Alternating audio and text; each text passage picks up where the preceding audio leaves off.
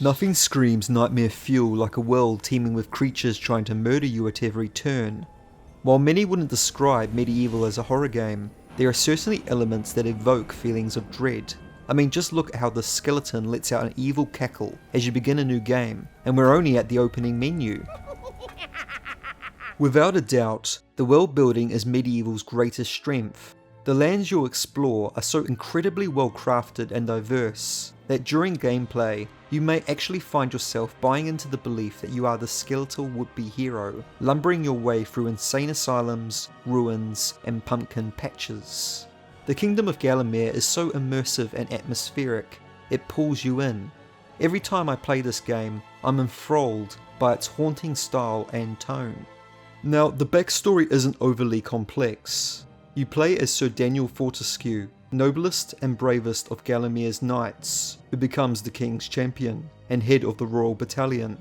Legend has it Sir Dan led the militia in battle against the evil sorcerer Zarok, how he spearheaded the charge against legions of unholy spawn, and how after slaying a multitude of demons, he finally struck the sorcerer down before succumbing to his own wounds. Except, well, that didn't happen. Just like in the real world, legends too can lie. In reality, Dan fell from the first volley of arrows, dying instantly. Zarok on the other hand survived, and remained in hiding for over the span of a century while he plotted his next move.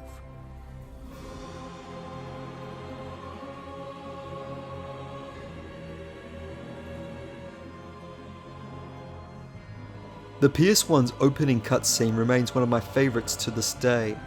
Yes, it's not as clear or as animated as the remake, but damn, it's so cinematic and mysterious. The limitations in the PS1 hardware gave the opening a unique charm and feel that unfortunately is lost in the latest version. Personally, I feel the remake places too much emphasis on its cartoonish visuals. Zarok has a far more sinister appearance compared to his 2019 look. His face may not be as expressive in the original, but that's what makes this scene all the more disturbing. Besides, there were details added to the remake that were just plain unnecessary.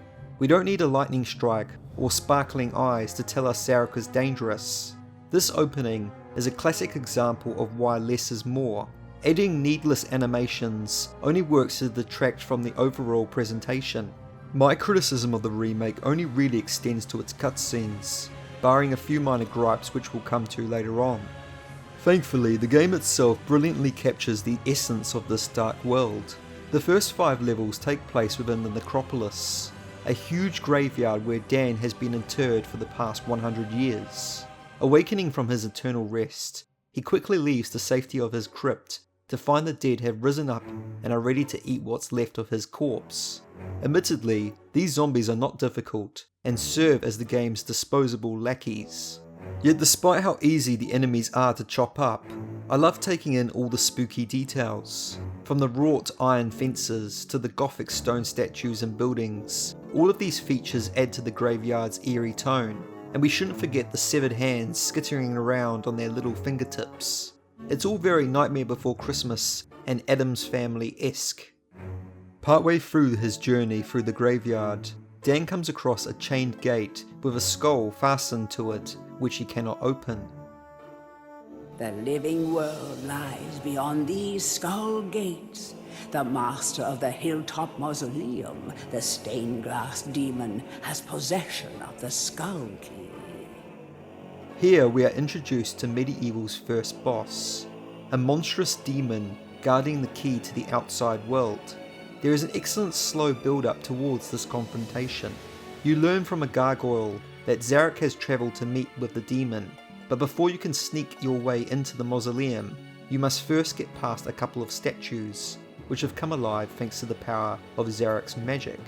Simple enough, right? Well yeah, except for the part where they're hurling gigantic frickin' boulders from their mouths in order to crush you into dust. Still, you can't fault these guys for their loyalty to Zarok. As soon as you reach them, they immediately do themselves in.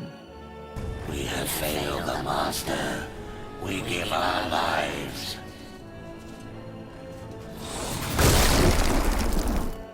I guess carrying on in a frightening world like Gallowmere isn't a life worth living, even for a sentient statue.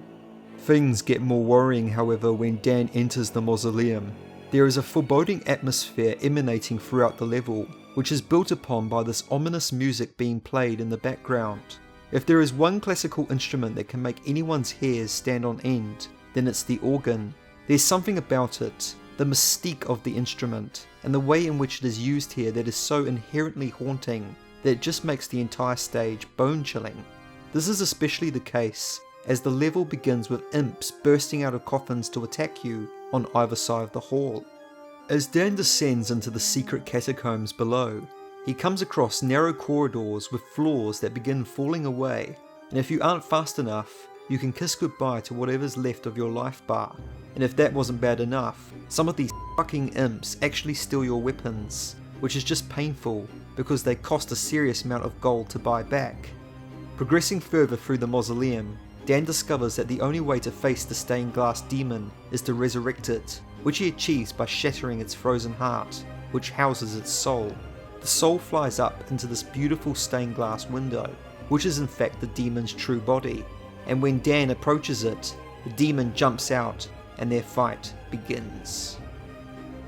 I have to say the old version comes out on top with the way the demon is introduced and depicted.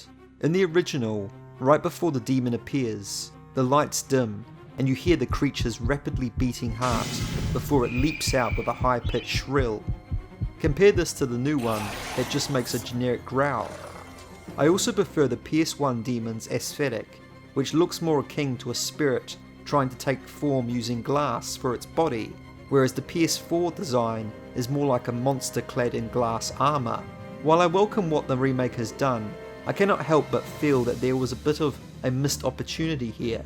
It errs on the side of being too kid friendly instead of staying true to the real grittiness of the original.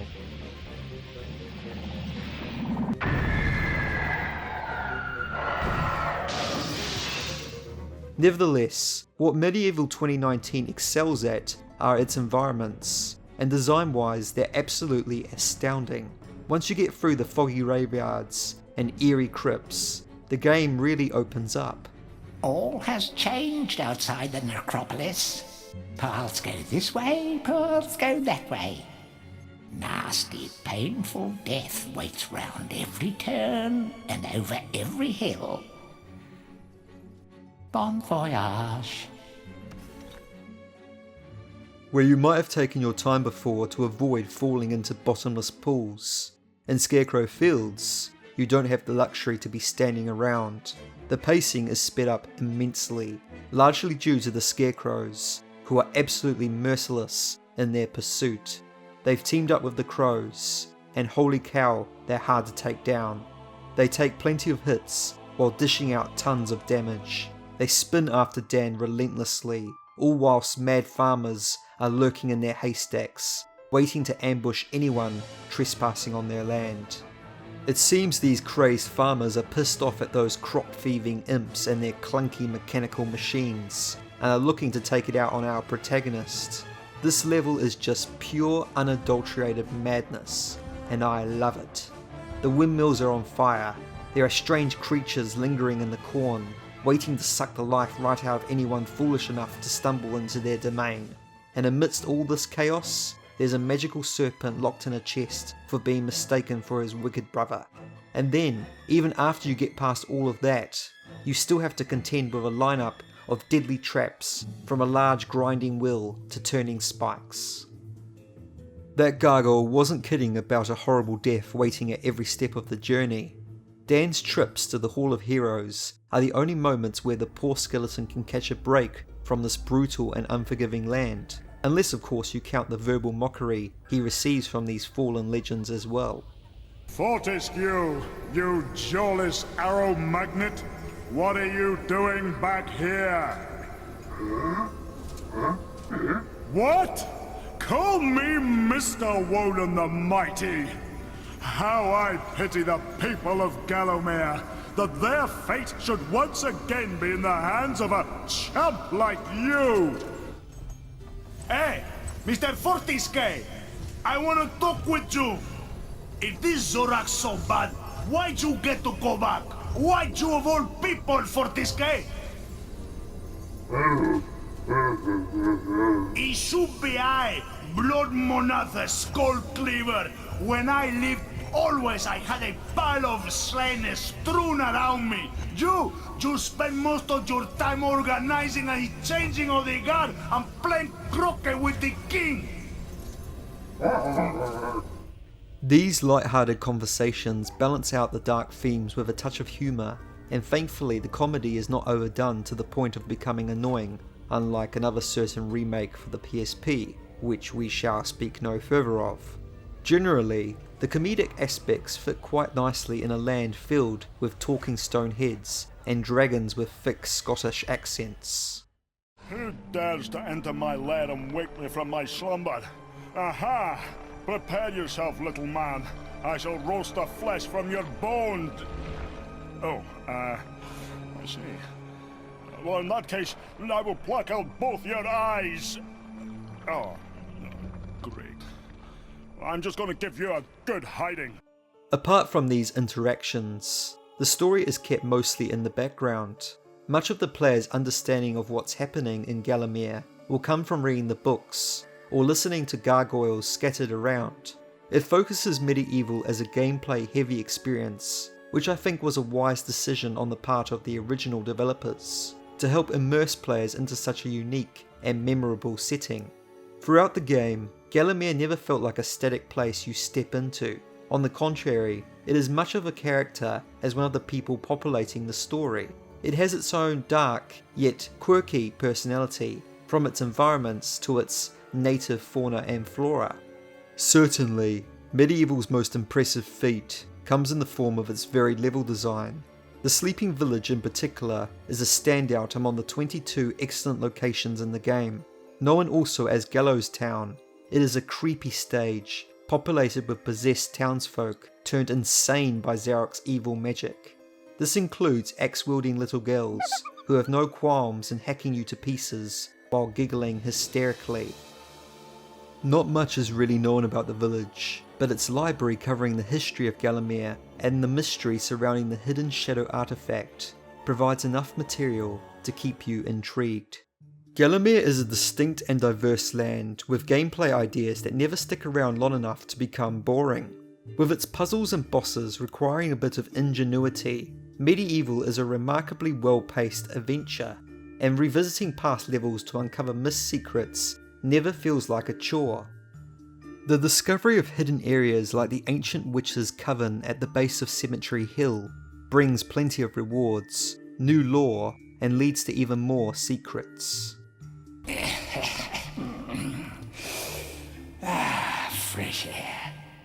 We hate these dark old caves and their filthy stench of old witches. A coven of the warty old hags lived here once, unholy fires burning all night while they brewed up unspeakable muck in their cauldrons. They moved on years back, but the smell still makes our eyes sting. I remember the first time I stumbled into this coven and found the talisman. Little did my 8-year-old self know that it would take Dan on a journey to summon the Witch of the Forest, who would shrink him down to the size of an insect to help her recover some amber in a pitch-black ant cave. You know a setting in a game is impressive when you can recall the intense feelings of utter dread it instilled in you as a child. These ant caves were like exploring a confusing maze. As you try to navigate your way through these tiny tunnels, you'll end up going around in circles, all the while hearing the soldier ants scurrying about in the walls before they crawl out and attack you. It's a great level with creepy music that suited it perfectly before coming face to face with the Ant Queen, who inspires terror her own way as she spits acid and screams, causing rocks to fall. Apparently, when designing this level, the developers took inspiration from the Alien movies. I guess now we know why the ant caves are so scary to a child's mind. In the end, the journey through MediEvil's Gallowmere is a rollercoaster ride of thrills from start to finish. There is a surprising amount of depth to be found in a game that's 22 years old. I was happy that we got a great remake to this superb game, with a world that remains fascinating to explore to this day. My only wish is that we had gotten a remake of the sequel as well, but I still hold out hope that perhaps one day we will. If you enjoyed this video, consider leaving a like, and let me know down in the comments if you want me to spend more time with this series, and go into greater depth exploring these characters. For more fantasy videos about characters, world building and magic systems, check out my channel, and subscribe if you want to stick around.